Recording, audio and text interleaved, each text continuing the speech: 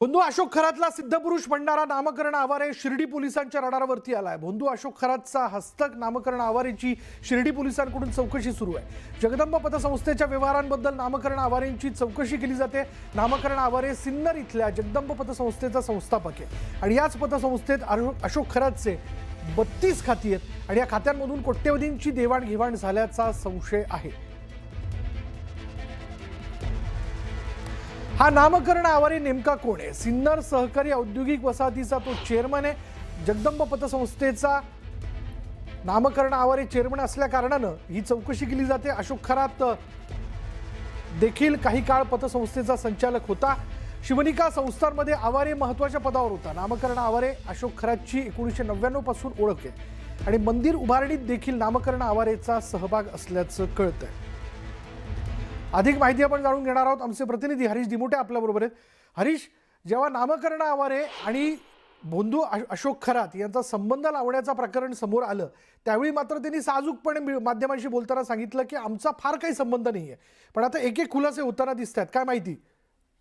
नक्कीच आपण समाजासमोर हे सर्व काही त्याचे संबंध कसे होते हे आणलंय आणि ज्यामध्ये 1999 साली त्याची ओळख झाली। नंतर तो त्या शिवनिका ट्रस्ट वरती सरचिटणीस राहिलेला आहे। त्यानंतर 2012 साली त्याने एक पुस्तक लिहिलं, असा मी नामकरण, ज्याची प्रस्तावना या भोंदू खरातने लिहिलेली आहे। त्याचबरोबर त्याने त्या खरातची कौतुक करणारे 20-25 पानं लिहिले आहे, ज्याच्यामध्ये हा नामकरण त्या भोंदूला म्हणतोय हा ब्रह्मांड नायक आहे, हा सिद्ध पुरुष आहे। कुठेतरी याची भोंदूगिरी वाढवण्याचं काम देखील या नामकरणानेच केलेलं दिसतंय। आता हा जो प्रकार आहे हा जगदंब पतसंस्था जी आहे त्याचा तो संस्थापक आहे। ज्या पतसंस्थेमध्ये या भोंदूचे जवळपास 32 खाते आहेत, ज्यावरनं कोट्यावधीची देवाणघेवाण झालेली आहे। आणि मग हा पैसा नेमका कुठून येत होता, कुठे जात होता? त्याचबरोबर समता पतसंस्था जी आहे अहिल्यानगर जिल्ह्यातली, त्याच्यात पण असाच प्रकार आहे। 57 कुटुंबाच्या नावे जवळपास 100 खाती आहेत आणि ज्याच्यावरती कोट्यवधीची देवाणघेवाण झालेली आहे। मग हा पैसा हवालासाठी वापरला जात होता का, की इतर काही कारणांसाठी वापरला जात होता? हे सगळं प्रश्नांची उत्तरं शोधली जात आहेत आणि शिर्डी पोलिसांमध्ये जो शेतकऱ्याची फसवणूक आणि सावकारकीचा गुन्हा दाखल झालाय त्या प्रकरणामध्ये हे सगळं बाहेर येताना दिसतंय। आता नामकरणाला शिर्डी पोलिसांनी या ठिकाणी चौकशीला बोलावलेलं आहे। 1 तासापासून त्याची चौकशी या ठिकाणी सुरू आहे। या चौकशीतनं अजून काय काय बाहेर येतं हे पाहणं देखील महत्त्वाचं ठरणार आहे। धन्यवाद हरीश या सगळ्या माहितीबद्दल। त्यामुळे नामकरण आवारे आणि अशोक खरातचे असणारे संबंध, जगदंबा पतसंस्थेचा तो संस्थापक अध्यक्ष आहे, शिवाय जगदंबा संस्थेमध्ये 32 अकाउंट्स जे होते ते अशोक खरातचे होते। अशोक खरात प्रकरणामध्ये खरातच्या ईशान्येश्वर मंदिरातील शिवनिका संस्थांवरील 3 संचालकांची SIT कडून चौकशी करण्यात आली आहे। अशोक खरातच्या आर्थिक संबंध असलेल्या शिवनिका संस्थांवरील संचालकांची SIT कडून अशोक खरात समक्ष चौकशी करण्यात आली। अशोक खरातने महिलांचं लैंगिक जे शोषण केलं आणि आर्थिक फसवणूक करत मोठी माया जमवल्याची माहिती SIT कडे आहे। अशोक खरातने भक्तांच्या देवाच्या पूजा विधीच्या नावाने लाखोंना गंडवल्याप्रकरणी SIT कडून शिवनिका संस्थांच्या संचालकांचीही आर्थिक व्यवहारासंदर्भात चौकशी केली जाते।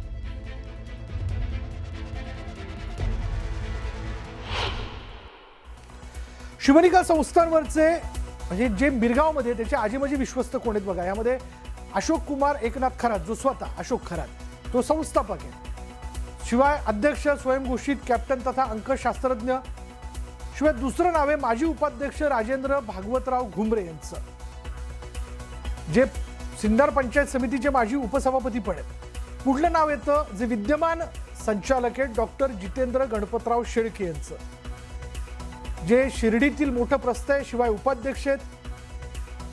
अर्थात पुढलं नाव आहे ते सिन्नर औद्योगिक वसाहतीचे चेअरमन, सरचिटणीस माजी सरचिटणीस नामकरण यशवंत आवारे यांचं, ते देखील यावरती संचालक आहेत। पुढलं नाव अशोक खरातची बायको कल्पना अशोक खरात, जी विद्यमान संचालक आहे, सरचिटणीस आहे। भोंदू अशोक खरातची ती पत्नी आहे। विद्यमान सदस्य रुपाली चाकणकर, ज्या माजी महिला आयोगाच्या अध्यक्ष आहेत। पुढलं नाव येतं विद्यमान सदस्य सुभाषराव गमे यांचं, जे प्रगतिशील शेतकरी आहे। त्यानंतरचं पुढलं नाव आहे विद्यमान सदस्य ललित प्रकाश पोकळे, जे अनेक कंपन्यांचा CA म्हणून तो काम करतो आणि शिवाय अशोक खरात यांचे सगळे व्यवहार आणि त्या व्यवहारासंदर्भातलं सगळे ठोकताळे कागदावर मांडण्याचं काम हा ललित पोकळे करत होता। नाशिकमधील पोटविकार तज्ञ विद्यमान सदस्य डॉक्टर नंदकिशोर तुळशीदास कातोरे हे देखील यावरती संचालक आहेत. बंधू, अशोक खरात प्रकरणात अत्यंत महत्त्वाचा खुलासा समोर आल्याची सूत्रांची माहिती आहे. खरातच्या मुलाची SIT कडून कसून चौकशी सुरू आहे. यामध्ये खरातचा मुलगा हर्षवर्धन खरातनं सर्व डॅडला माहिती होती, मात्र घरात खूप कॅश यायची असं चौकशीत म्हटल्याची सूत्रांची माहिती आहे. SITनं हर्षवर्धन खरातला ताब्यात घेऊन त्याची चौकशी केली. चौकशी दरम्यान हर्षवर्धननं धक्कादायक कबुली दिल्याची माहिती आहे. SIT कडून खरातच्या मुलावर प्रश्नांची सरबत्ती करण्यात आली, मात्र मुलाचं उत्तर सर्व डॅडला माहिती आहे असंच देत असल्याची सूत्रांची माहिती आहे. घरात खूप कॅश यायची अशी हर्षवर्धन खरातने कबुली दिल्यानं खरात हवाला रॅकेट चालवत असल्याची दाट शक्यता वर्तवली जाते. खरातच्या मुलाला जे प्रश्न विचारण्यात आले ते नेमके काय होते बघा. वडील तंत्रमंत्र करायचे का, हा प्रश्न विचारण्यात आला. वडिलांना भेटायला कोण कोण येत होतं, बहिणीच्या लग्नात किती सोनं घेतलं, घरातील खर्च कसा चालायचा, आई पैसे कुणाकडे द्यायचे, परदेश दौरे आणि तंत्रमंत्राच्या संदर्भात प्रश्नांची सरबत्ती हर्षवर्धन खरातवर करण्यात आली.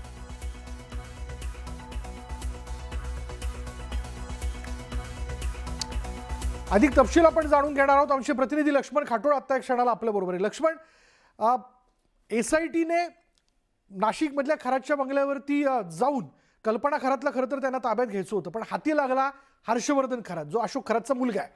पण त्याच्या तपासातनं देखील महत्त्वाचे मुद्दे समोर येण्याची शक्यता आहे. काय माहिती कळते याबद्दल? विशाल, या सगळ्या प्रकरणामध्ये दररोज वेगवेगळ्या प्रकारचे खुलासे जे आहेत ते होताना आपल्याला पाहायला मिळत आहे. कल्पना खरात फरार आहे आणि त्यामुळे अशोक खरात आणि कल्पना खरात यांचा मुलगा जो आहे त्याला SITने काही 2 दिवसांपूर्वी तपासासाठी ताब्यात घेतलेलं होतं. काही प्रमाणात चौकशी करून त्याला सोडण्यात आलं. पुन्हा काल त्याला चौकशीसाठी ताब्यात घेण्यात आलं आणि तेव्हा त्याला काही जे प्रश्न विचारले गेले त्यामध्ये अशोक खरातच्या नावावरती इतकी संपत्ती कुठून आली, तुमच्या कुटुंबियांच्या नावावर इतकी संपत्ती कुठून आली, असे वेगळे प्रश्न SITने ज्यावेळेला त्याला विचारले त्यावेळेला अशोक खरातचा जो मुलगा आहे त्याने जे SITला उत्तर दिलं ते असं होतं की हे सगळं प्रकरण जे आहे ते आमच्या डॅडला माहीत आहे. अर्थात अशोक खरातला हे सगळं माहीत आहे. हे पैसे कुठून येत होते, कसे येत होते ह्याची आम्हाला कल्पना नाही, मात्र आमच्या घरामध्ये मोठ्या प्रमाणात कॅश यायची ही माहिती जी आहे ती SITला अशोक खरातचा मुलगा याने काल परवा तपासामध्ये दिलेली आहे. त्यामुळे एक बाब यामध्ये समोर येते ती म्हणजे अशोक खरात याच्या घरामध्ये मोठ्या प्रमाणात रोकड यायची आणि ही रोकड हवालाच्या माध्यमातून येत होती का असा प्रश्न या निमित्ताने उपस्थित केला जातो. ही सगळी रोकड कोण कोण देत होतं, कोणाच्या माध्यमातून त्याचं ट्रान्झॅक्शन्स केले जे होत होते, हे सगळं जे आहे ते आता SITच्या तपासात समोर येणार आहे. मात्र आज देखील अशोक खरात याची SIT चौकशी केली जाईल.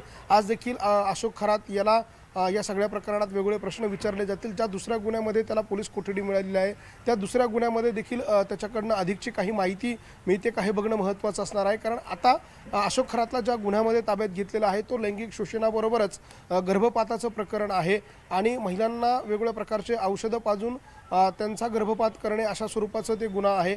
आणि सगळ्यात महत्त्वाचं म्हणजे वेगवेगळ्या लोकांच्या नावावर वेगळे अकाउंट्स खोलून त्या माध्यमातून वेगळे ट्रान्झॅक्शन्स करणं अशा स्वरूपाचा तो गुन्हा आहे. आणि त्या गुन्ह्यामध्ये अशोक खरातच्या प्रकरणामध्ये आणखी काही माहिती समोर येते का हे सगळं बघणं महत्त्वाचं असणार आहे. विशाल.